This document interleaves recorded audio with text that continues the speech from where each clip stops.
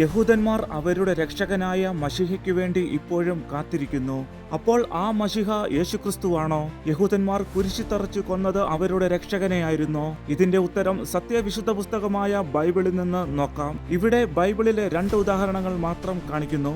ഒന്നാമത്തെ ഉദാഹരണം, യേശു ഒരു ശമരിയ സ്ത്രീയുമായി സംസാരിക്കുന്ന സമയത്ത് ആ ശമരിയ സ്ത്രീ ഇങ്ങനെ പറഞ്ഞു, മശിഹ എന്ന് വെച്ചാൽ ക്രിസ്തു വരുന്നു എന്നു ഞാൻ അറിയുന്നു, അവൻ വരുമ്പോൾ സകലവും അറിയിച്ചു തരും എന്ന് പറഞ്ഞു. അപ്പോൾ യേശു മറുപടി പറഞ്ഞത് ഇങ്ങനെയാണ്, നിന്നോട് സംസാരിക്കുന്ന ഞാൻ തന്നെ മശിഹ എന്ന് പറഞ്ഞു. രണ്ടാമത്തെ ഉദാഹരണം, യോഹന്നാന്റെ സുവിശേഷം 20-ാം അധ്യായം 31-ാം വാക്യത്തിൽ ഇങ്ങനെ പറയുന്നു, എന്നാൽ യേശു ദൈവപുത്രനായ ക്രിസ്തു എന്നു നിങ്ങൾ വിശ്വസിക്കേണ്ടതിനും വിശ്വസിച്ചിട്ടു അവന്റെ നാമത്തിൽ നിങ്ങൾക്ക് ജീവൻ ഉണ്ടാകേണ്ടതിനും ഇത് എഴുതിയിരിക്കുന്നു. ഇവിടെ ക്രിസ്തു എന്നുള്ളത് ഇംഗ്ലീഷിൽ എഴുതിയിരിക്കുന്നത് മെസ്സയ്യ എന്നാണ്.